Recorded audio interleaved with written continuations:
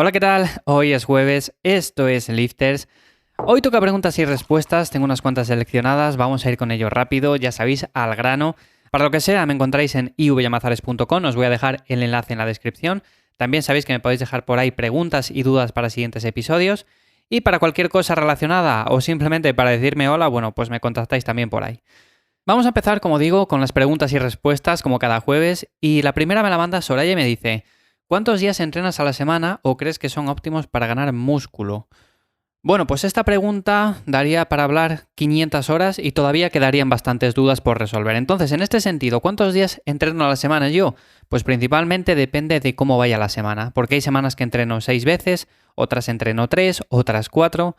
Si tuviera que decir una media, pues entre 4 y 5 días entreno a la semana, pero es que depende mucho. Yo ya sabéis que no me fijo ni en esquemas rígidos, los cuales tengamos que entrenar días en concreto, ni nada por el estilo, sino que yo, según van pasando la semana, pues digo, me viene bien, me viene mal, más o menos lo tengo un poco estructurado, evidentemente, pero no quiere decir que todas las semanas tenga que entrenar o 5 días o 4 días exactamente. Entonces, más o menos siempre anda por ahí, pero hay semanas de 3 e incluso hay semanas de 6. ¿Y cuántos creo que son óptimos? Como digo, es un debate que daría para hablar un montón. Yo, sinceramente, como siempre pienso que el descanso es la parte fundamental a la que normalmente se le da muy poca importancia, considero que entre 4 y 5 está bien. E incluso que si entrenamos 3 y lo hacemos bien, pues vamos a ganar mucho más músculo, vamos a progresar mucho más rápido que no si entrenamos 6 y lo hacemos o a medio gas o nos recuperamos a medias y todo este tipo de cosas. Y digo esto porque muchas veces es cierto que nos fijamos en que vamos a entrenar más. O sea, quiero progresar más rápido, pues voy a entrenar más.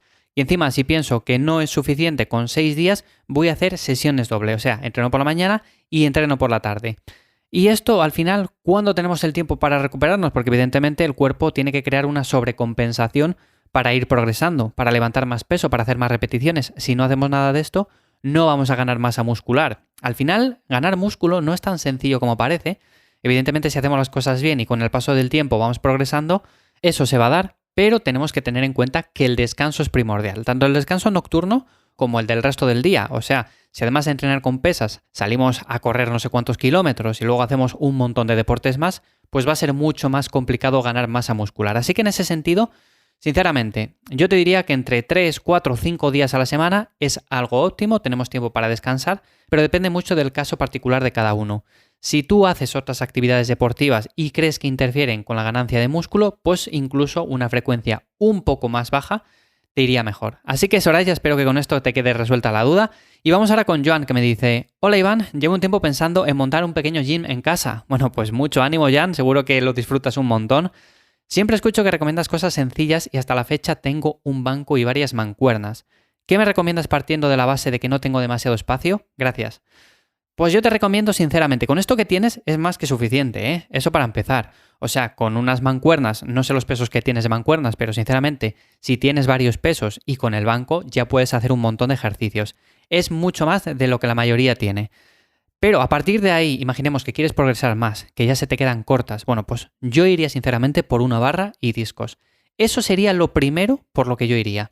Claro, aquí tienes varias opciones, porque también puedes decir, venga, pues un TRX o unas anillas o unas barras paralelas. O sea, tenemos diferentes opciones. Pero sin duda, si tú ya partes de la base de que tienes mancuernas y tienes un banco, no queda otra opción, o bajo mi punto de vista es la mejor opción, de coger una barra y empezar poco a poco cogiendo discos. No hace falta que en un principio cojas 200 kilos ni 300 en discos, pero sí que con el paso del tiempo vas a tener que ir haciéndote con alguno más.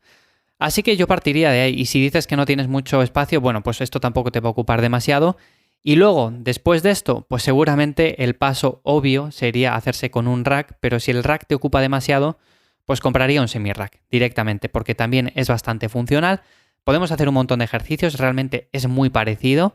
Eso sí, que tenga barras de seguridad que son muy importantes, y tiraría por ahí, sinceramente. Fernando me dice: ¿qué opinión te merece la pistola de masajes para tratar una lesión? No encuentro demasiada información al respecto. Muchas gracias por tus podcasts, Iván. Bueno, pues muchas gracias, Fernando, me alegro de que te sean de ayuda. Y en cuanto a la pistola que me comentas para dar los masajes, que supongo que me dices esa que tiene como una pelota delante que se va moviendo y que va como dando pequeños golpes, esa pistola como tal está bien para dar ciertos masajes musculares, pero a día de hoy todavía no tenemos demasiada evidencia de que sea superior a otros métodos mucho más sencillos, como puede ser el foam roller o la pelota de goma dura. Yo las he echado un vistazo porque realmente no son muy caras. Sí que quiero probarlas, por lo menos para ver un poco las sensaciones, saber qué tal. Hasta el día de hoy las experiencias que tenemos es de que sí que mejora el rango de movimiento, mejora un poco el dolor. No sirve para tratar lesiones articulares, ni inflamaciones como la artritis, ni nada de eso, pero sí que podemos utilizarla para masajear un poco una zona muscular que tengamos con un cierto dolor o simplemente como forma de preparar la musculatura antes de una sesión de entrenamiento. Pero ya te digo que no hay demasiada evidencia hasta el día de hoy. Y sinceramente, si te vas a comprar esto, yo iría antes por una pelota de goma dura, el foam roller o algo parecido que es mucho más barato. Y sinceramente, a día de hoy vemos que los beneficios son casi idénticos. Así que esa es mi opinión, pero bueno, si algún día pruebo una de estas pistolas de masaje y demás, bueno, pues lo comentaría aquí en el podcast.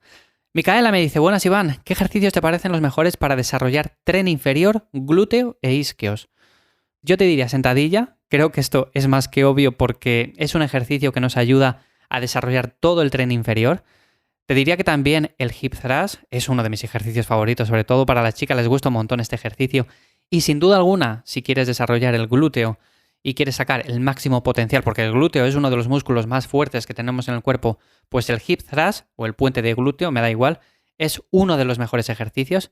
Y luego tendríamos ejercicios como el peso muerto, que sin duda también lo incluiría, el curl femoral, que también está muy bien, y todo este tipo de ejercicios. Al final son ejercicios muy básicos y que se llevan haciendo toda la vida, así que tampoco desvelo ningún secreto diciendo estos ejemplos. Pero bueno, por ahí iría. Sin duda alguna, si lo que quieres es el máximo desarrollo en el tren inferior, si haces una buena sentadilla, si haces un buen hip thrust, peso muerto y luego lo acompañas con ciertos ejercicios accesorios como el curl femoral, pues estoy seguro de que el entrenamiento va a ser muy bueno.